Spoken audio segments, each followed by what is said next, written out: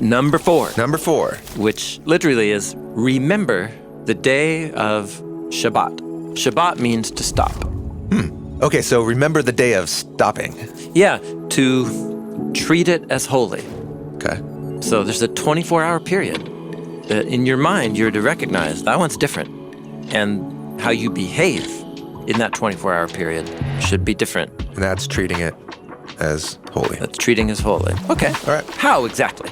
So for 6 days you'll labor and do your work.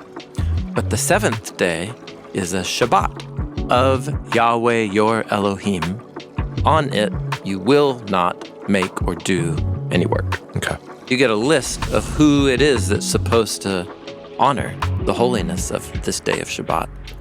It's you, your son, your daughter, your male slave, your female slave, your cattle, and the immigrant who's in your gates. Is that 7? 7. Nah, Of course. of course. So 7 is the Hebrew word sheva, spelled with the same letters as the Hebrew word sava, which means to fill up or to satisfy, complete.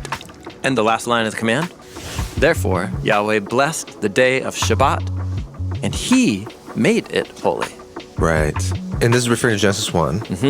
We'll recall that in 6 days Yahweh made the skies, the land, and the sea, and all that's in them. When God ordered all of the cosmos, he was laboring in some way? Yeah. Okay, so God generates out of generous love something that is not God, but that is wholly contained within and sustained by God. Each day opens with, and God said, then God is making or doing something. And then it ends with saying, and there was evening, and there was morning, 1, 2, 3, 4, 5, 6, and he rested on the 7th day. Day 7 doesn't get that final marker, and there was evening and morning on the 7th day. Yeah. It's a day that doesn't end. It's the day that doesn't end.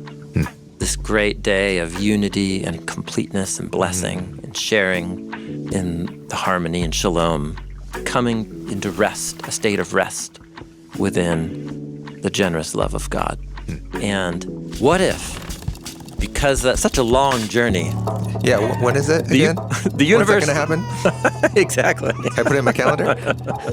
Yeah, so what the 4th command is about Israel, is to structure its actual life rhythms along that storyline and then reenact the whole history of the universe every week so that 6 days of labor culminating a 7th day of rest becomes a way of participating in the grand story of what God is doing and has in store for all of creation. I'm an image of God. I'm called to discover the vocation that God has for me and that he's instilled within me. But our work is not ultimate. It's not actually what has the final word about where this universe is going. So I can stop and just enjoy the good things that God's given me. Wow, yeah. In Jewish tradition, as far back as we can tell, the 7th day begins on what today we call Friday at sundown. So from Friday to Saturday.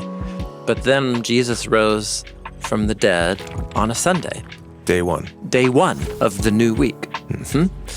A hugely important day because it marks the dawn of new creation. So the earliest Jewish communities that followed Jesus now had 2 days they wanted to celebrate as holy. And there were arguments about which day was truly honoring God, and it got contentious. But the Apostle Paul saw all this coming, where he talked about, hey, different ones of you are going to treat different days as sacred and holy, surely referring to the Sabbath. And he trusted that the Spirit of God would guide individuals and communities to use wisdom and to honor the days that they felt they needed to honor. Okay. So this command is for us. Remember the Sabbath, keep it holy, and let's be generous to each other as we follow Jesus. Because I think what we all care about is the meaning of the Sabbath. Yeah. There is coming a time of rest, and you can stop and enjoy a taste of that future rest right here in the present.